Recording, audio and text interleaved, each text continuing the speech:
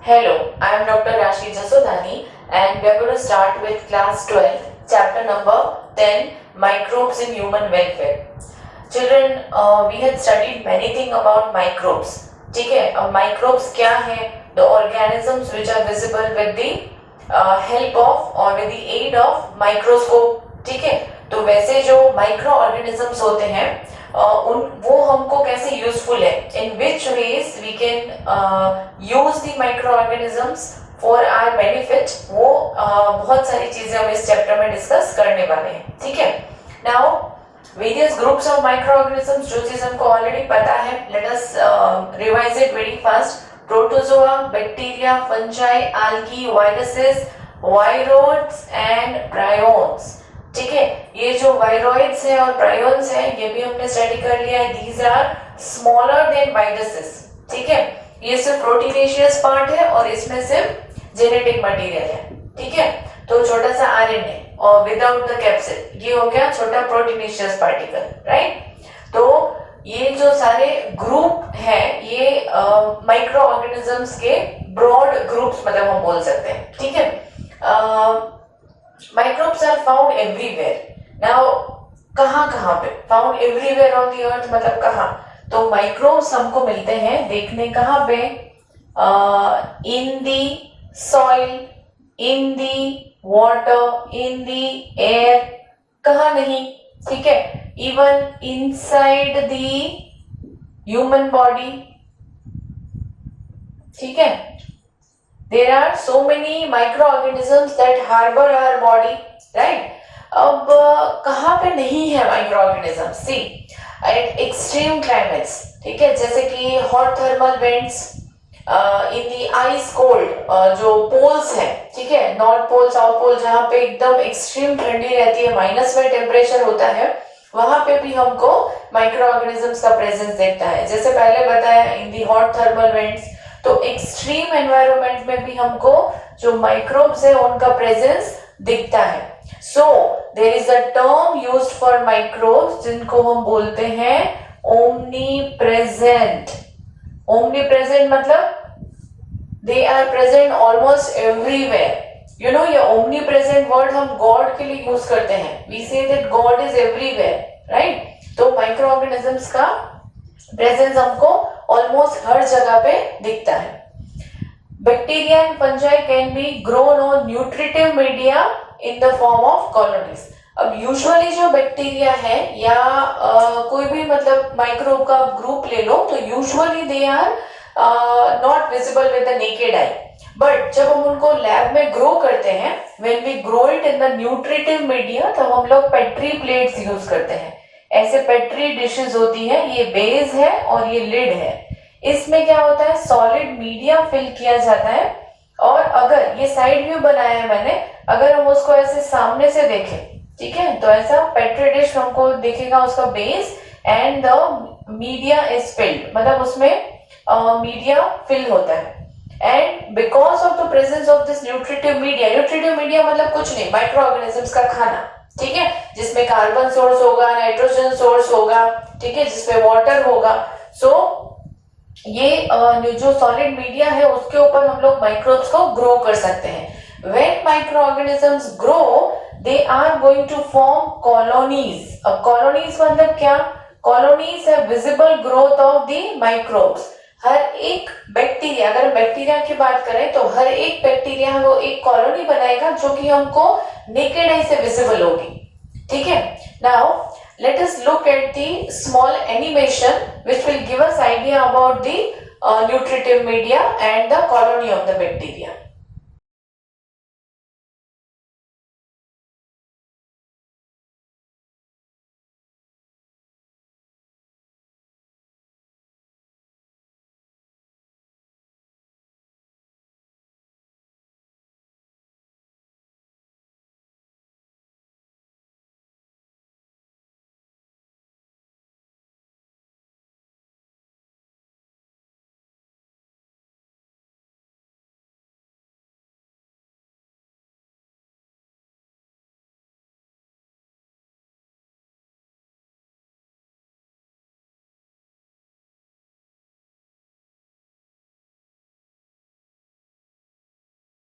I hope the animation was clear to you.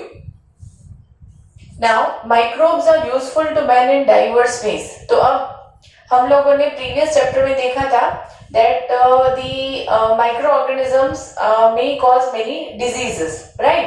तो अब इस चैप्टर में हम उसकी माइक्रोब्स की जो बेनिफिशियल चीजें हैं, जो किस तरीके से हमको बेनिफिट करते हैं, वो हम लोग देखते हैं. तो we start with the first one, microbes in household products. अब डेली बेसिस पर हमको माइक्रोब्स किस किस चीज में हेल्प करते हैं. तो हम लोग लेते हैं most commonly known bacteria, that is lactobacillus. ठीक है, उसको हम कॉमनली बोलते हैं लैक्टिक एसिड बैक्टीरिया. तो ये वाला शॉर्ट फॉर्म हमको लर्न करना पड़ेगा. This is lactic acid bacteria. Actually इसका जो साइंटिफिक नेम है दैट इज लैक्टोबैसिलस एसिडोफिलस. तो जब हम लोग उसको साइंटिफिक नेम, जीनस और स्पीशीज लिखते हैं तो हमको अंडरलाइन करना पड़ेगा उसको. ठीक है. Now these are the bacteria that are used to form curd. From, curd किस में से बनता है? तो फ्रॉम मिल्क. मिल्क में से कर्ड बनता है. कैसे बनता है?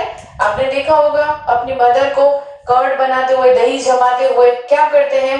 We take the whole milk, right? उसमें थोड़ा सा दही ऐड करना होता है and within few hours हमको दही जमा हुआ मिलता है, राइट? अब होता क्या है इसमें?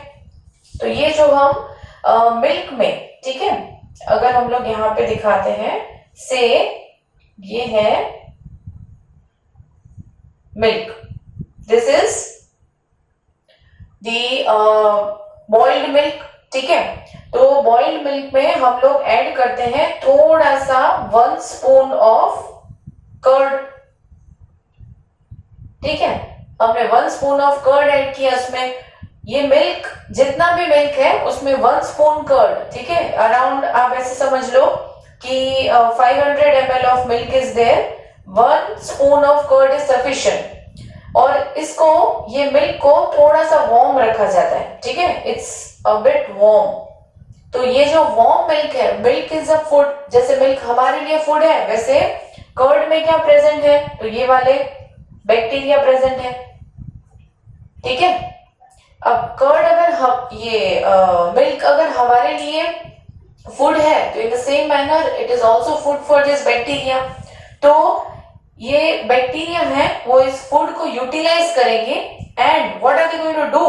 ये जो लैक्टोबैसिलस है वो मिल्क के प्रोटीन्स, यू नो ना, protein present in milk, that is casein. तो केजिन को कन्वर्ट कर देते हैं into the simple ones, most digestible protein. ठीक है. तो ये जो बैक्टीरिया है ये क्या करते हैं? ये कन्वर्ट कर देते हैं केजिन को into the simple form. Simple, ऐसा सिंपल फॉर्म जो कि बहुत इजी है ऑब्जॉर्व करना, जो कि बहुत इजी है डाइजेस्ट करना, राइट? तो अगर कोई हमसे पूछे कि मिल्क बेटर है खाना या कर्ड बेटर है, तो we should always go for curd. और एक दूसरी इंपॉर्टेंट चीज होती है, मिल्क को जब ये lab, that is lactobacillus bacteria, जब उसको यूटिलाइज कर रहे होते हैं, तो एक तो उसका जो कॉम्प्लेक्स फॉर्म है वो सिंपल इजीली डाइजेस्टेबल फॉर्म में कन्वर्ट कर देते हैं. ठीक है, बोथ द थिंग्स, केजिन और इसमें जो कार्बोहाइड्रेट सोर्स होता है मिल्क में दूसरा, दैट इज लैक्टोज. ठीक है. तो लैक्टोज और ये प्रोटीन दैट इज केजिन, दोनों को सिंपल फॉर्म में कन्वर्ट कर देते हैं.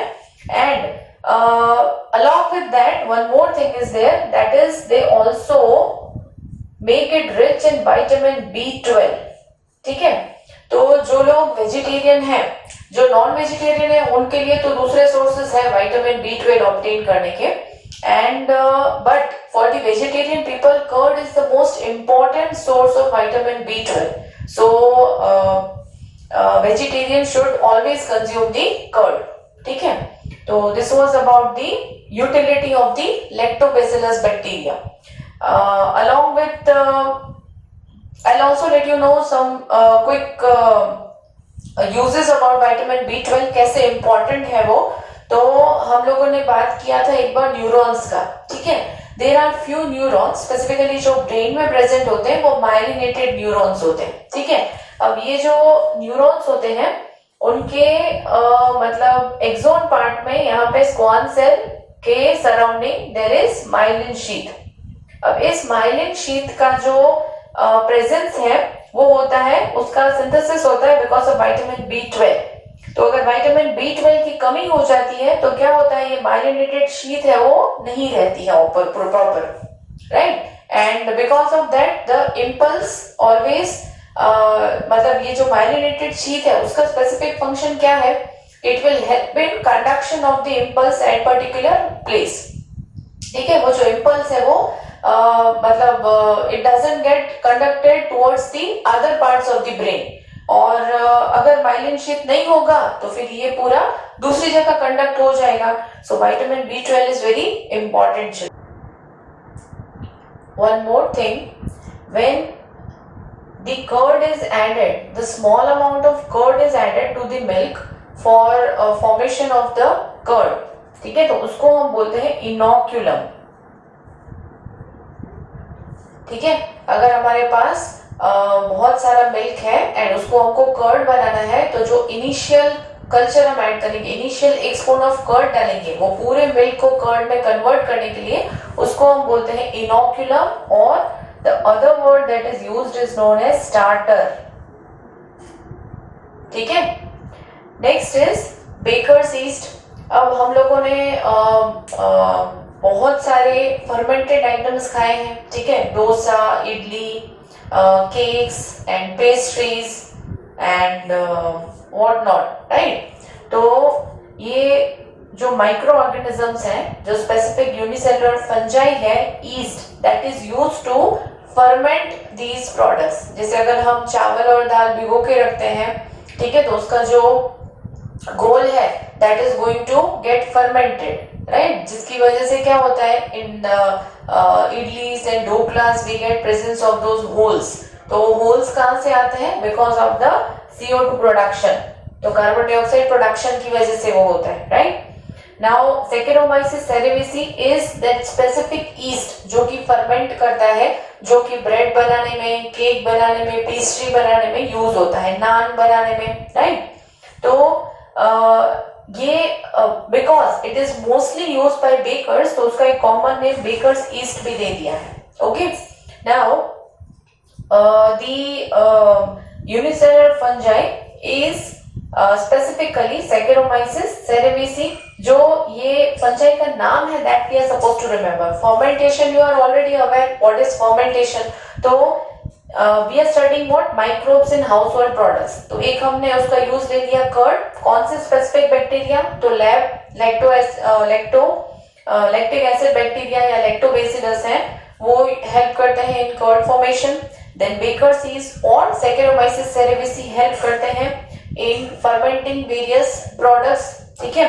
उसके बाद है one more bacteria that is mentioned in our text, that is propionibacterium shermanii. ये बैक्टीरिया है, ये हेल्प करते हैं फॉर्मेशन में किसके, तो स्विस चीज के। ये जो चीज है वो बहुत ज्यादा इंडिया में यूज नहीं होता है, but you all might have seen this चीज इन टॉम एंड जेरी, ठीक है। टॉम एंड जेरी में आपने देखा होगा ऐसा बड़ा बड़ा होल वाला चीज होता है। So these holes are because of the carbon dioxide, right. तो स्पेसिफिक प्रोपियोनिबैक्टीरियम शर्मानी, ये जो बैक्टीरिया है वो यूज होता है in the formation of the this specific kind of specific flavoured cheese that is called Swiss cheese. और एक दूसरा चीज है दैट इज कॉल्ड रॉकेफोर्ट चीज।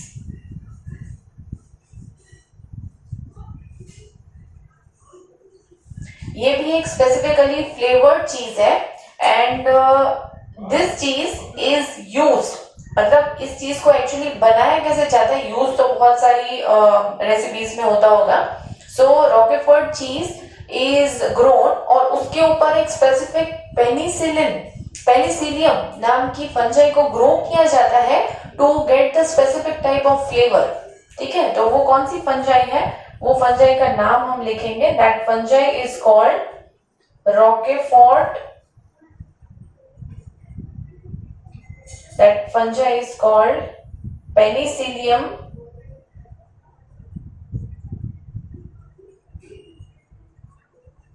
रॉकेफोर्टी. ठीक है, तो ये फंजाई का नाम है जो स्पेसिफिक रॉकेफोर्ट चीज बनाने में हेल्पफुल है. Right, so these are the micro organisms. इनका जो जनरल हमारे डेली मतलब हाउस होल्ड प्रोडक्ट्स बनाने में जो हेल्पफुल है. Right, then we are going to discuss the next heading, that is microbes in the industrial production.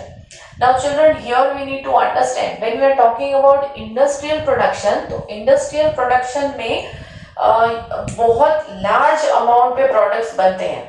ठीक है, industries में जो specific vessels use होते हैं for production, for a large amount of production, उनको हम बोलते हैं fermenters. क्यों fermenters बोलते हैं उनको? Because herein the kind of respiration that takes place is called fermentation. तो जिन वेसल्स में बहुत ज्यादा लार्ज स्केल पर फर्मेंटेशन हो रहा है उनको बोलते हैं फर्मेंटर्स. उनका दूसरा नाम भी है, they are also called bioreactors. उनको बायोरिएक्टर्स भी बोला जाता है. नाउ बहुत कॉमनली नोन फर्मेंटेड बेवरेजेस कौन से हैं? तो wine, beer, whisky, rum, brandy. ठीक है, ये बहुत ज्यादा ही कॉमनली नोन फर्मेंटेड बेवरेजेस हैं. In case of wine and beer, ये जो फर्मेंटेड बेवरेजेस हैं दे आर नॉन डिस्टिल्ड. ठीक है, मतलब ये बहुत ज्यादा प्योर नहीं होते और इनमें अल्कोहल कंटेंट कम होता है. Whereas whisky, rum and brandy, इनमें जो है इनमें अल्कोहल का प्रेजेंस अमाउंट मतलब ज्यादा होता है and these are the distilled ones. तो इनको डिस्टिल किया जाता है. अब डिस्टिल मतलब क्या? तो डिस्टिलेशन मतलब होता है प्योरिफिकेशन. राइट, तो डिस्टिलेशन प्रोसेस आपने स्टडी किया होगा in the lower classes. Distillation is separation of two liquids on the basis of difference in their boiling points. ठीक है, तो इसमें because of distillation these products they get purified and उनमें alcohol content भी ज्यादा होता है. Now one more thing is given in our text, that is about toddy. ठीक है, तो टॉडी है वो साउथ इंडिया का एक ऐसा ही मतलब it is also having presence of alcohol. वो भी फर्मेंटेड बेवरेज है. तो वो विलेज लेवल पे साउथ इंडिया में बनाया जाता है. एंड कैसे होता है? तो palm SAP, palm tree you might be knowing. तो पाम ट्री का जो सैप होता है, ठीक है, palm tree SAP is collected and उसको फर्मेंट किया जाता है एंड जो प्रोडक्ट मिलता है हमको दैट इज कॉल्ड टॉडी. ठीक है, तो ये भी एक माइक्रोब का यूज है. Right, beneficial use. Then will come to the next heading, that is antibiotics. अब एंटीबायोटिक को अगर हम स्प्लिट करें तो एंटी का मतलब होता है अगेंस्ट, बायो का मतलब होता है लाइफ. तो ऐसे केमिकल्स जो अगेंस्ट लाइफ है उनको हम बोलते हैं एंटीबायोटिक्स. अब एंटीबायोटिक्स क्या है? तो they are produced by microorganisms and they kill other microorganisms. ये प्रोड्यूस भी माइक्रो ऑर्गेनिज्म करते हैं. They are produced by microorganisms and they kill other microbes.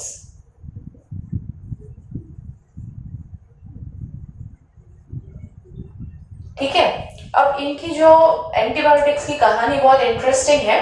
इनका डिस्कवरी हुआ था just it was not planned discovery. तो एक accident ही था. राइट, अलेक्जेंडर फ्लेमिंग काम कर रहे थे अपनी लैब में and he was just going through all the culture plates.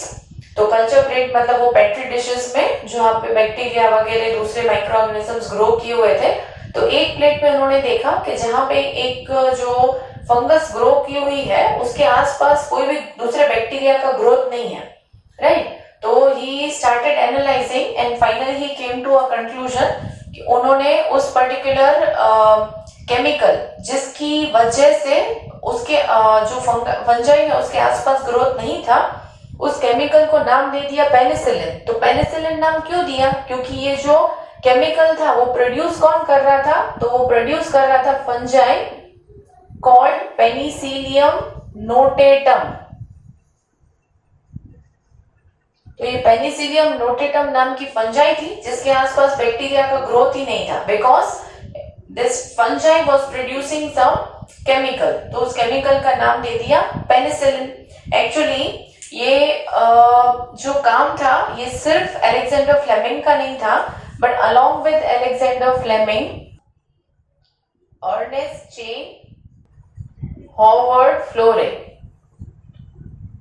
Okay, along with Alexander Fleming, two other scientists, Ernest Chain and Howard Florey, इन्होंने एक्चुअली फाइंड आउट किया था the full potential of the antibiotic penicillin. ठीक है, तो इस penicillin को purify करना, उसको एक्चुअली चेक करना whether it is beneficial for human beings और नॉट, सो उसका फुल पोटेंशियल था वो चेक किया था इन दोनों साइंटिस्ट ने।